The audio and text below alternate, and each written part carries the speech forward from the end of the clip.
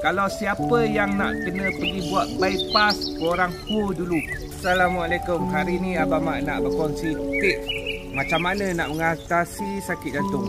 Okey, ada seorang pakcik ni, dia umur dia 60 tahun. Dia pergi ke hospital, pemeriksaan, lepas tu jantung dia nak kena buat operation. Okey, dan tahap 4 dia nak kena buat bypass, letak balon. Lepas tu dia balik ke rumah.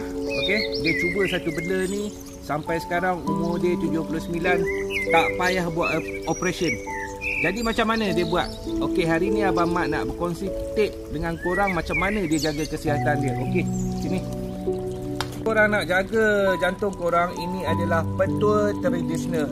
Dia bukan pengganti untuk rawatan hospital. Ubat hospital, jangan stop, ambil macam biasa. Jadi selepas solat, okey, solat subuh, korang kena buat satu exercise sikit lah. Kalau nak sihat, kena buat sikit lah.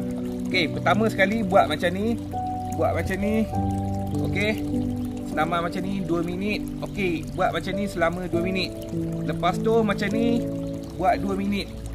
Okey, kenapa Abang Mat suruh buat macam ni dan buat macam ni? Sebab dekat sini dia akan bekerja. Okey, bila saluran dia bekerja dekat sini, so dia akan lancarkan dia punya saluran lah, dari masa ke semasa. Jangan hari ni buat, esok nak lega, tak, kena buat setiap hari. Abang Mat selama mana nak kena buat?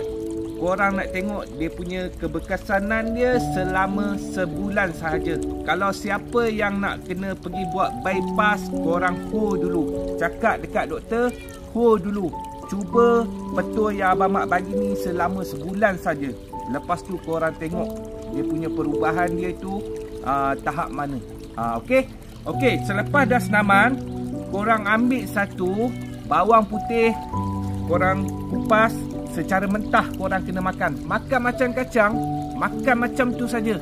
Jangan campur dengan madu, jangan campur dengan habatun saudiah, apa semua jangan. Okey, bawang putih semata-mata, makan macam tu saja. Sehari 1 biji saja. Ingat, sehari 1 biji. Kalau rajin makan 1, malam 1. Tapi bawang putih ni dia berbau, tak semua orang boleh telan.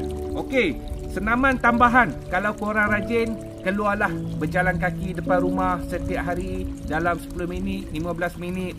Itu senaman tambahan. Kalau malas, buat macam Abang Mat cakap tadi. InsyaAllah selama sebulan saja. Ingat, yang nak buat bypass tu, hold dulu. Selama sebulan saja. Try betul yang Abang Mat bagi ni. InsyaAllah menjadi, insyaAllah, dengan izin Allah Ta'ala. Okey, apa-apa pun korang kena save video ni secepat yang mungkin. Sebab Abang Mat takut TikTok akan delete. Sebab tradisional dengan saintifik tak sama. Dekat TikTok ni engagement dia banyak saintifik. Bila kita buat bagi perubatan tradisional, ada yang kena ban, ada yang tak kena ban. Jadi save video ni secepat yang boleh. Semoga bermanfaat.